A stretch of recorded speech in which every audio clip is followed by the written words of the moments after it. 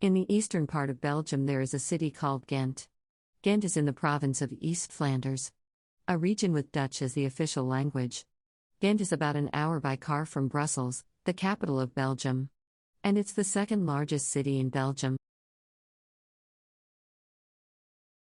Ghent is an ancient city. Its foundation can probably be traced back to the 7th century.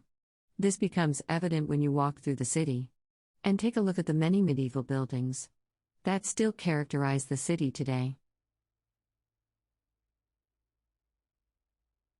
An ancient city but still modern the way it has been designed. It is amazing. The combination of antiquity and modernity that gives the city of Ghent an artistic touch.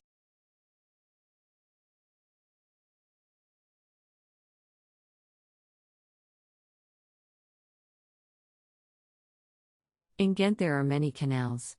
Part of the tourist attractions is to cruise through the canals in a small boat. There also are many restaurants that present Belgian cuisine in an excellent way.